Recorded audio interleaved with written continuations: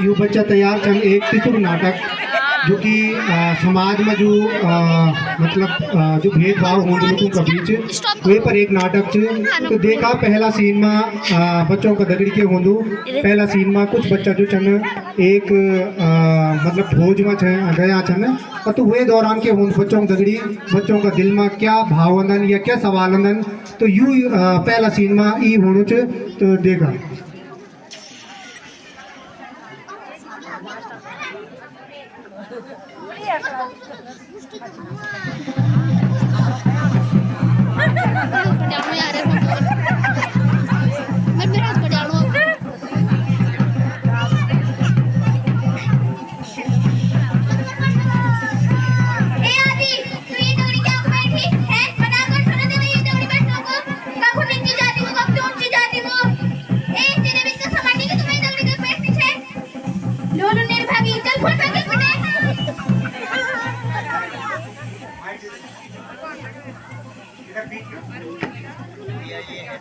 क्या आदि और मैं अलग अलग हैं? क्या आदि को अलग भगवान ने और मेरे को अलग भगवान ने बनाया है?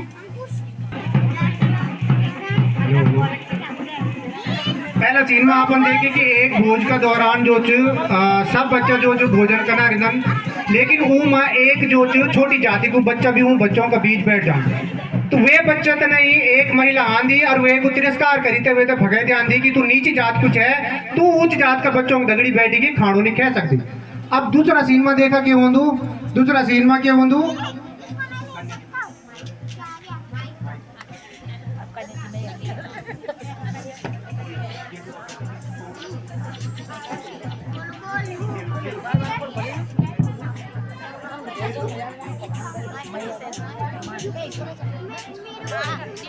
बच्चों सुनो, मेरे घर में कन्या पूजन है, क्या तुम आ सकते हो? तो चलो तुम दोनों मेरे साथ चलो। आप भी आ जाओ। नहीं नहीं तुम रहने दो।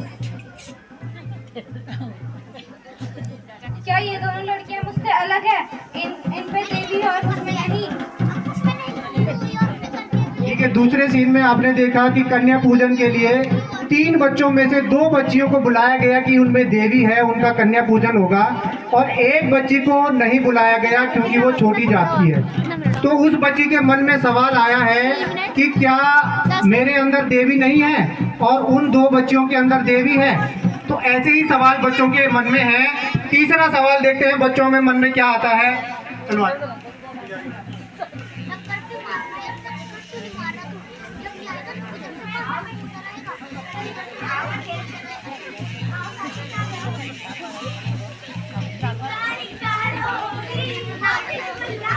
अरे बच्चों इधर आना।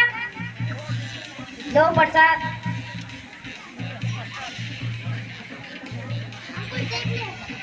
तू चल उधर चल। पास आती है मेरे सामने, अगर पास आई ना मार दूंगा। पकाना निकल। क्या भगवान भी भेदभाव करता है? अब तीसरा सीन में अपन देखी कि पुजारी जी जो छन सब बच्चों तने एक समान से प्रसाद दिनन और एक बच्चा तने समान से प्रसाद निबल हुए तिरस्कार करे जान दो और वे तने धुतकारी तने और फेंकी तने वे तने प्रसाद मिल दू। तो वे बच्चा का मन में सवाल आई कि क्या भगवान भी भेदभाव कर दू। तो अब देखा अगला सीन में क्या होंदू।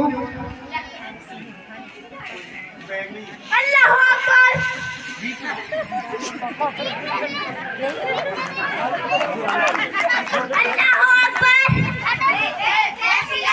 नहीं बोलूंगा।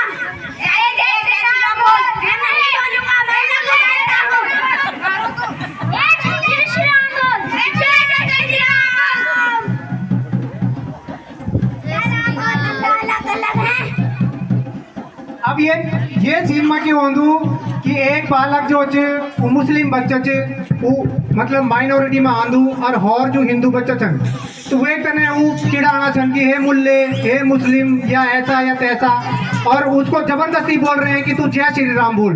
वो बच्चा रोते रोते जो है जय श्री राम बोल रहा है लेकिन उसके मन में ये सवाल आया है कि क्या राम और जो अल्लाह है क्या वो अलग अलग हैं।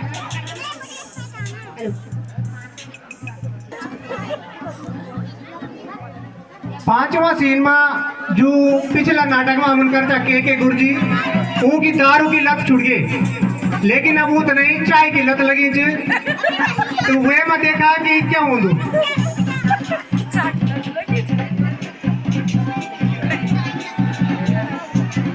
मम्मी एक गिलास चाय बने दे यार।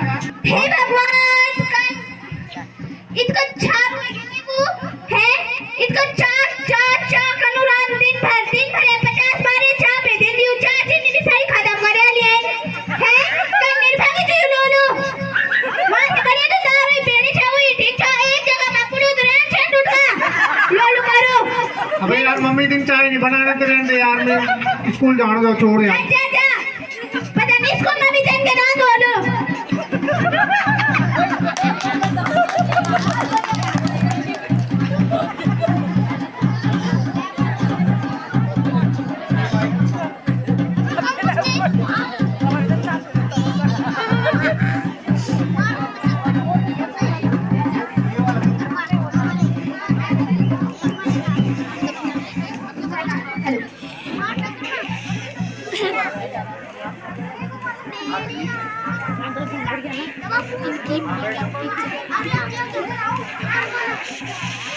आखिरी सीन में क्या होंदू कि यू जो बच्चा छन वो के गुरुजी का स्टूडेंट छन और यू बच्चों का मन में जो सवाल छन वो एक एक करी की के गुरुजी तक पूछना छन कि क्या यू भेदभाव जो होणु च क्या यू भगवान का द्वारा करियो च कि यू कैन करियो यू भेदभाव का किले होणु हमारे तक। तो देखा यू बच्चों का सवाल तो के गुरुजी पहुंच गए क्लास में। Good morning sir. Good morning बेटे, sit down. Thank you sir. बेटा आज हम पढ़ेंगे सामाजिक विज्ञान, उसमें हम पढ़ेंगे समानता। समानता जो स्त्री और पुरुष दोनों को समान अधिकार मिले हुए हैं संविधान में, कोई भी छोटी जाति का हो बड़ी जाति का हो सबको समान अधिकार मिले हुए हैं। तो उसी संदर्भ में आज का हमारा टॉपिक है कि समाज में समानता। तो क्या आप लोगों के समाज में या आप लोगों के अड़ोस पड़ोस भी समानता देखी जा रही है या वहाँ पर कोई असमानता आपको मिलती है? तो बताइए जरा। जी सर। तो हाँ जी, क्या दोस्त के साथ खाना खा रहा था, एक गांव वाली आई, उसने हम दोनों को अलग बैठाया कि तू निजी जाति का है, तू इसके साथ मत बैठ। अच्छा ठीक है, आपके साथ भेदभाव हुआ है जात पात के मामले में? जी। और कोई? जी।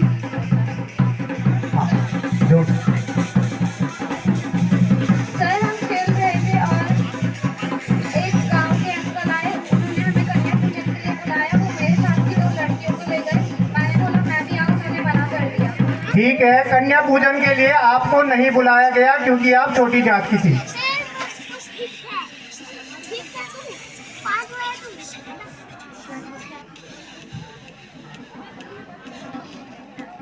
सर एक पंडित थे, उन्होंने सबको प्रसाद दिया और मुझे नहीं दिया। ठीक है, मैं समझ गया। ठीक है, बैठ जाओ बेटा। अब मैं समझ सकता हूँ कि समाज में जो है असमानता है, तो हम उसका कारण और निवारण जानने का प्रयास करते हैं इस टॉपिक में, समानता में। अब बेटा कोई बात नहीं। अब बेटा ये क्या है? सूरज है। अब ये जो है ये 8 ग्रह जो हैं इसके चारों तरफ क्या लगा रहे हैं? चक्कर लगा रहे हैं। ठीक है जी। ये बुध है, शुक्र है, पृथ्वी है। ये क्या है? पृथ्वी। बाकी ग्रहों में अभी तक जीवन का पता नहीं चला है। जीवन कहाँ है? पृथ्वी में जीवन है। अब मैं पृथ्वी को थोड़ा बड़ा बढ़ा देता हूँ। ये पृथ्वी है। ये क्या है? पृथ्वी। ये पृथ्वी है। अब मैं पृथ्वी के कर रहा हूँ 4 हिस्से। क्या कर रहा हूँ? 4 हिस्से। 4 हिस्से।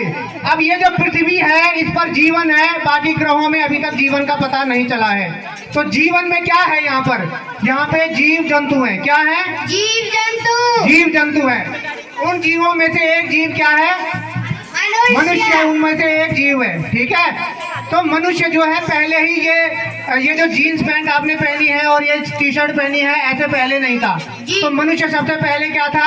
वो भी एक जानवर था। क्या था? जानवर। मनुष्य सबसे पहले क्या था? जानवर था। ठीक है, जब वो जानवर था तो वो जंगल में और जानवरों की तरह रहता था, शिकार करता था और जड़ी बूटियां खाता था, यही उसका भोजन था, नंगा रहता था, कपड़े नहीं पहनता था।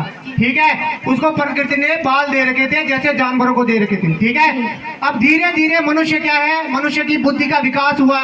मनुष्य सबसे बुद्धिमान जीव है। ठीक है, तो उसकी बुद्धि का विकास हुआ और बुद्धि का विकास उसका धीरे धीरे उसने मतलब खेती करना शुरू कर दिया, पशुपालन, कपड़ा उद्योग, ये सो समाज में रहना, सब कुछ उसने कर दिया। समझ में आया? तो धीरे धीरे उसने एक समाज विकसित कर दिया और समाज के बाद उसने अपना एक मुखिया बना दिया, जैसे प्रधान हो गया, फिर आगे राजा हो गया। ठीक है, तो ऐसे ही समाज चलता रहा। तो जब समाज चलेगा तो समाज अपने कुछ नियम भी बनाता है। समाज क्या बनाता है? नियम बनाता है। तो उसने भी अपने एक नियम बनाए। ऋग्वेदिक काल की बात बता रहा हूँ। ऋग्वेदिक काल में उसने नियम बताए कि भाई हम समाज को 4 वर्णों में बांट देंगे।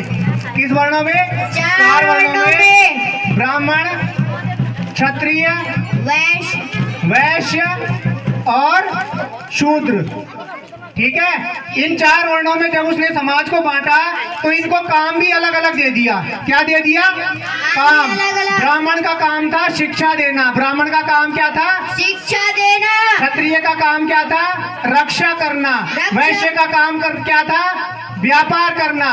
और शूद्र का काम था नौकरी करना।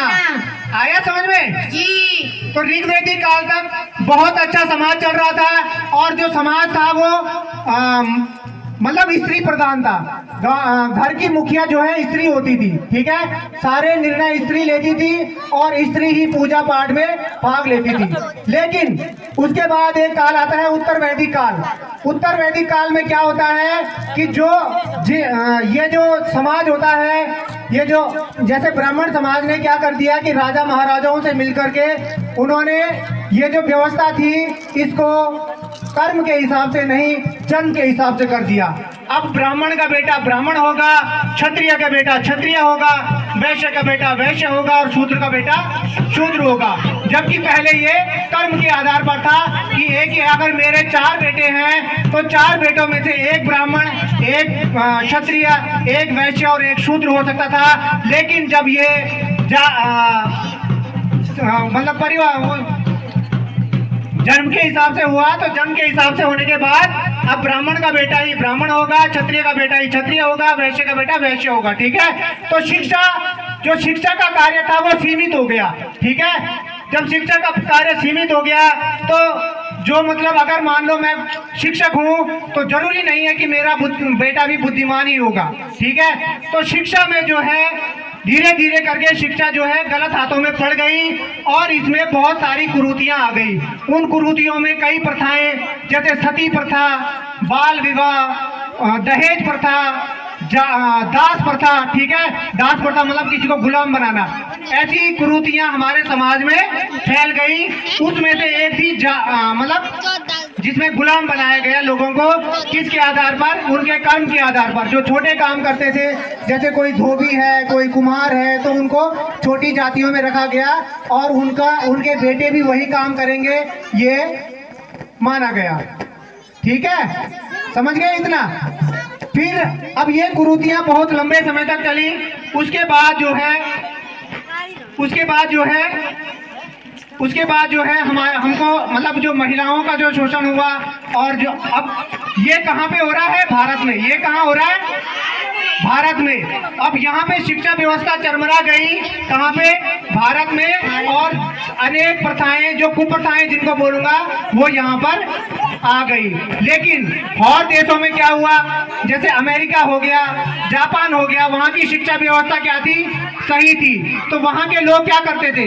वहाँ के लोगों ने, किसी ने रेडियो बनाया, किसी ने टीवी बनाया। यहाँ के लोग महिलाओं को जिंदा जला रहे हैं। वहाँ के लोग टीवी का आविष्कार कर रहे हैं, फ्रिज का आविष्कार कर रहे हैं, हेलीकॉप्टर बना रहे हैं। ठीक है, क्योंकि वहाँ पर क्या थी? शिक्षा व्यवस्था अच्छे हाथों में। ठीक है, तो आज भी जो है हमें शिक्षा व्यवस्था अच्छे हाथों में देने की जरूरत है। ठीक है, अब हमें एक जो नेता मिले हैं उसके बाद इस व्यवस्था को बदलने के लिए डॉक्टर भीमराव अंबेडकर जी। ठीक है, कौन मिले हैं? डॉक्टर भीमराव अंबेडकर। डॉक्टर भीमराव अंबेडकर जी इसमें एक नया परिवर्तन लेके आए। महिलाओं और शूद्रों को जो उन्होंने समान अधिकार दिए हैं। ठीक है, संविधान के निर्माता डॉक्टर भीमराव अंबेडकर जी, उन्होंने जो है संविधान में जो है सबको समान अधिकार मिले हैं। ठीक है, अब कोई छोटा नहीं है, कोई बड़ा नहीं है, महिलाओं को भी बराबरी के अधिकार मिल गए हैं। पहले महिलाओं को मंदिर जाने का अधिकार नहीं था, वेद पढ़ने का अधिकार नहीं था, शूद्रों को पढ़ने का अधिकार नहीं था। जो शूद्र जो है पढ़ाई करता था या मंत्र सीख जाता था, उसके कानों में जो है लोहा पिघला के डाल दिया जाता था। लेकिन आज जो है ऐसा नहीं है। आप लोगों को भी संविधान पढ़ने की जरूरत है। संविधान में तुम्हारे अधिकार लिखे हुए हैं। ठीक है, कोई भी अगर आपके साथ ऐसा भेदभाव करता है तो आप उसके खिलाफ जो है कानूनी कार्यवाही भी कर सकते हो, या फिर अगर कोई आपके मानवाधिकारों का हनन करता है तो आप मानवाधिकार आयोग में जाकर इसकी शिकायत कर सकते हैं। तो समाज को बदलने की जरूरत है। और जो लोग मतलब ऐसा कर रहे हैं, वैसे तो शिक्षित समाज अब कम हो गया है ये सब, लेकिन जो लोग कर रहे हैं वो भी ये ध्यान रखें कि ये मासूम बच्चे हैं, इन्होंने कोई पाप नहीं किया है। ये अभी 8-10 साल के बच्चे, अगर आप इनके साथ भेदभाव कर रहे हैं तो इसमें इनकी क्या गलती है? अगर मान लो इनके दादा परदादाओं ने कभी कोई गलती करी भी है, इन्होंने कुछ गलत खान पान किया है या कुछ गलत किया है, तो इन मासूम बच्चों की इसमें कोई खता नहीं है। ये मासूम बच्चे हैं और इनके साथ भेदभाव नहीं होना चाहिए।